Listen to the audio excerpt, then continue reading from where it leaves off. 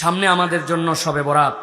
আমি জানতে চাই শবে বরাতে কি কি আমল করতে হয়, রোজা কয়টি, নামাজ কয় রাকাত এবং নামাজগুলি কোন কোন সূরা দিয়ে পড়ব, একটু দয়া করে জানাবেন। প্রিয় ভাইয়েরা, আমাদের সামনে আমাদের জন্য যে মাসটি আসতেছে এটা হচ্ছে আমাদের জন্য শাবান মাস।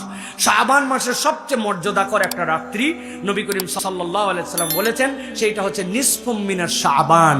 আমরা যেটা শবে বরাত বলি ওইটাই হাদিসের পরিভাষায় নিসফুম মিনাশ শাবান, শাবানের মধ্যরাত। আল্লাহ নবী বলছেন এই রাতের একটা মর্যাদা আছে। কি? আল্লাহ রাব্বুল আমিন আসমান থেকে বান্দার কাছে নেমে আসেন, এরপরে আল্লাহ রাব্বুল আমিন পৃথিবীর সব বান্দাকে আল্লাহ মাফ করে দেন। সুবহানাল্লাহ বলেন। নিসফুম মিনাশ শাবানে আমল কি? নবীজি বলছেন দুইটা আমল। একটা আমল হচ্ছে তোমার জীবনে শিরিক মুক্ত হতে হবে, 2 নম্বরে মুশাহিন, তোমার অন্তরটা বিদ্বেষ মুক্ত হবে। কিচ্ছু না, কেবল শিরিক মুক্ত, বিদ্বেষ মুক্ত। আল্লাহ এই 2 অন্তরের আমলে আল্লাহ তাকে মাফ করে দেন। এখন আমি কি কোনো আমল এক্সট্রা করব কিনা?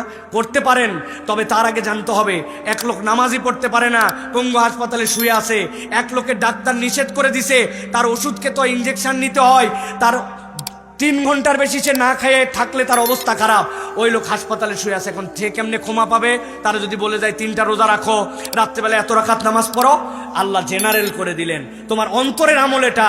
অসুস্থ, সুস্থ, আধা সুস্থ, অতিরিক্ত সুস্থ, কম সুস্থ, ভালো, আকেল, সকলে তোমরা শিরিক মুক্ত হও, আর তোমরা বিদ্বেষ মুক্ত অন্তর, মুখ ভাইয়ের প্রতি বিদ্বেষ তুমুকের এই মুক্ত করো, আল্লাহ জেনারেলি তোমাকে মাফ করে দিবেন। সুবহানাল্লাহ বলেন। এইটা শবে বরাতের মূল আমল। আর 2 নম্বরে রাসূলুল্লাহ সাল্লাল্লাহু আলাইহি ওয়াসাল্লাম থেকে প্রমাণিত আছে যে আপনি চাইলে এই দিনটার মধ্যে সিয়াম পালন করবেন। এই সিয়ামটা আপনার জন্য বরকতের সিয়াম, অতএব আপনি সিয়াম পালন করবেন। রাত্রেবেলা আপনার মন চাইছে আপনার ঘরের মধ্যে অতিরিক্ত সালাত আদায় করবেন, সেটা 2 রাকাত, 4 রাকাত, 6 রাকাত, 8 রাকাত, কিন্তু এইটার জন্য একবার সূরা ফাতিহা, এরপরে একবার ইন্না আতাইনাকাল কাউসার, 10 বারের পরে সূরা ইখলাস। এইরকম কোন তরিকা কোরআন সুন্নাহ দ্বারা প্রমাণিত নয়।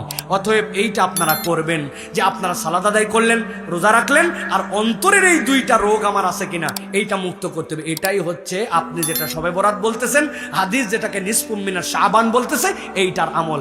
আপনি সারা রাত নামাজ পড়লেন, আগে একটা রোজা রাখলেন, পরে একটা, ওই দিন একটা, কিন্তু আপনার অন্তরটা পয়সা গেছে হিংসা বিদ্বেষে ভরা, কারো উন্নতি দেখতে পারেন না, কারোর প্রতি আপনার ভাল লাগে না, সকলের প্রতি আপনার হিংসায় ভরা মন, কাউরে মাফ করতে পারেন না, অমুক অমুক করছিল ধরে রাখছেন মনের মধ্যে, এদিকে নামাজে ফাটায় ফেলতেছেন, রোজায় ফাটায় ফেলতেছেন, আপনার এগুলো একটাও কাজ করবে না। আপনার পাত্র ঠিক নাই, ওর মধ্যে কোনো আমল বাঁধবে না, ঠিক কিনা?